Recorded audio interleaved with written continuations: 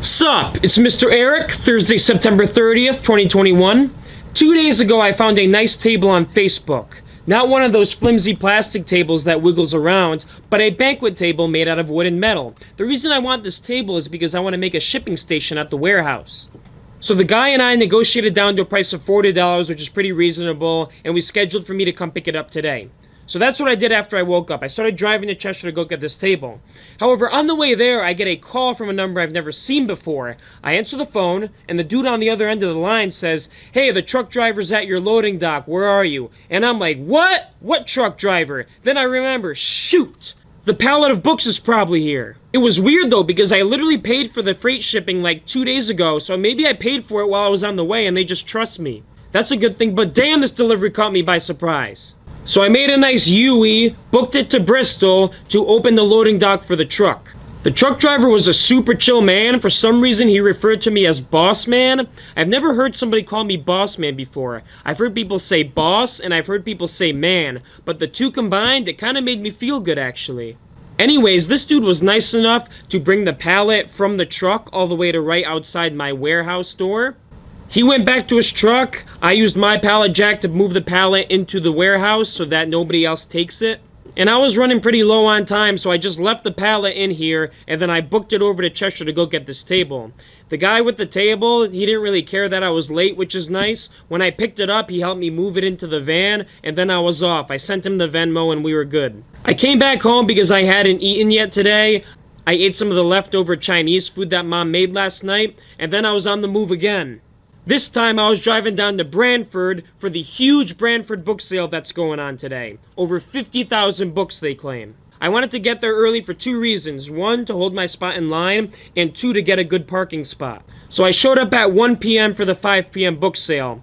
What do you think I did in the meantime? Well, thankfully I saw Stan there. Stan is the guy that I finally formally met at the Granby book sale via Jim. Jim introduced me to Stan, and we kind of hit it off pretty well. Not in that type of way, in a business way. So Stan and I talked for about an hour. We kind of talked about the same things that we talked about at the Granby sale. He told me about his daughter, he told me about his son, he told me about how his business operates. He does all eBay. I guess he's got like over 3,000 listings on eBay now, but they are top-notch books and book lots. I think what I'll need to do is look inside one of his boxes sometime and see the title of the book he gets, and then look up the title on eBay as well as the place where it's coming from. Because if it's coming from Reading, Connecticut, where he lives, that's his store. That's one thing I want to accomplish. I want to be able to find dealers' eBay stores. That way I could kind of copy what they're doing or steal some stuff from them and improve on it. Will that ever happen? I don't know. I gotta do some research or something. Around 2:30, this other book dealer shows up. He's not really interested in talking to me. He's kind of interested in talking to only Stan.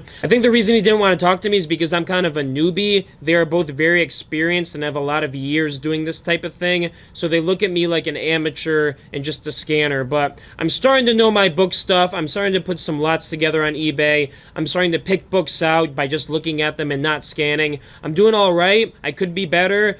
It's guys like them, though, that I'm hoping to learn from. That way I can improve my business. So while Stan and that other guy were talking, I went to use the porta potty, and then I just sat in the car.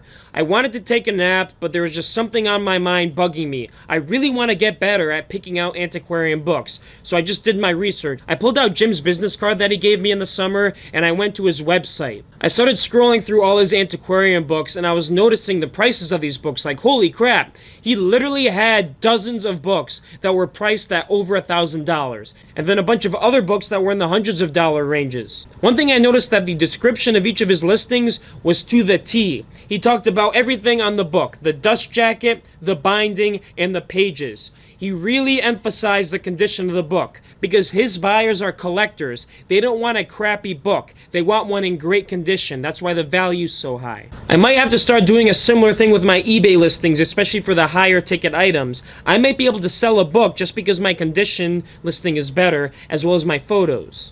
It takes more time to make a listing like that, but if somebody can buy mine instead of somebody else's, it's worth it. While I was looking through Jim's listings, I remembered that I saw an eBay store that sells only Bibles once, so I started researching the prices of Bibles, and apparently Bibles are only worth it if they're before the 1800s. Anything newer, especially 1900s, 2000s, they're not really worth it. So I guess my objective now when going through Gaylords and when going to book sales is to look at the Bibles that are super vintage 1800s and just take them. Don't do research on the spot. Save your time. Research them later. Majority of the time, anything 1800s, early 1800s, or before is going to be expensive. I'm sure Bibles like those are super hard to find though. However, it's good to keep my eyes open and know what to look for. Meanwhile, time was a-ticking towards the book sale. More people started to show up.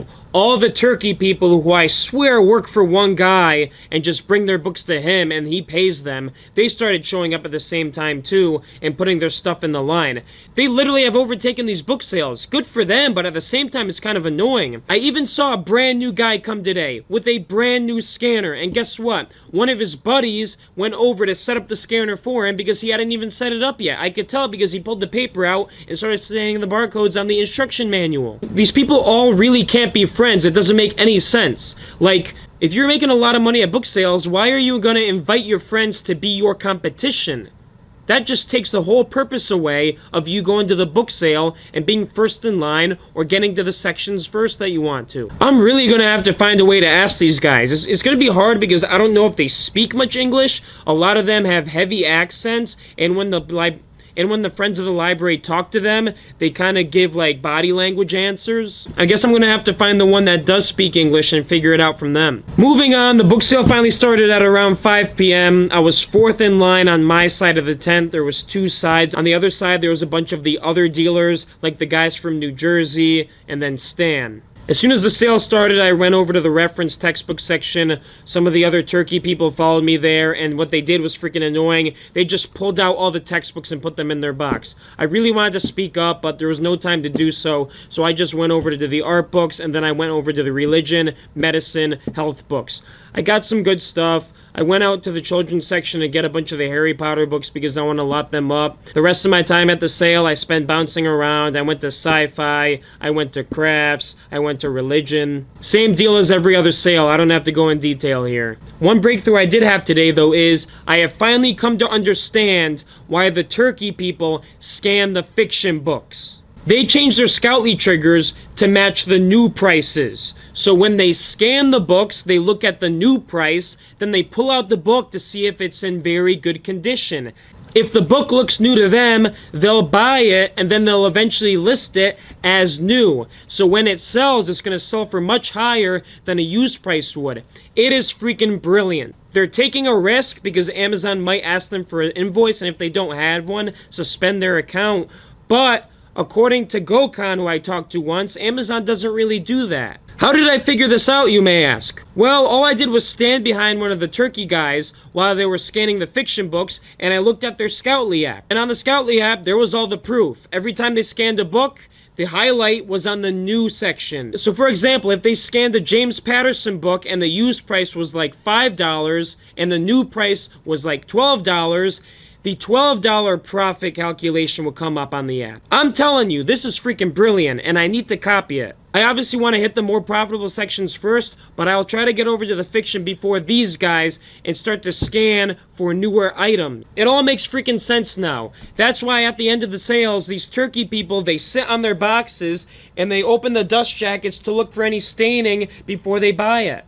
Damn, I wish I thought of that first, but whatever, I'm still happy to find it out now. Okay, that's all I want to say about the sale. I was out of there at 8 p.m. and I drove home. I ate food, then I went to the warehouse to package some orders to be shipped tomorrow. Then I came home and started editing 2 of the daily blogs. I was happy to find John already editing one of them, which is great. I think this is the first one he's editing. I was peeking over his shoulder for a little bit. He showed me what he did, and I seem pretty happy with the editing job so far. I took over when he went to bed. In between rendering times and YouTube uploads, I watched some Nelk videos. I'm finally happy to catch up with Nelk because I haven't watched them in like 2 months. I am telling you, Nelk is blowing up the internet. They are by far the #1 YouTube group right now. The individual best YouTuber, Steve, will do it. These guys are just crazy. They are constantly growing. They are always relevant. Their merch is always fire. I only got 1 t-shirt of merch from them. I'll wear it sometime, but I hope to get some more soon. I always feel like a freaking boss man when I wear full send merch, baby. If I forget to wear anything, though, remind me. Leave a comment or something. Peace.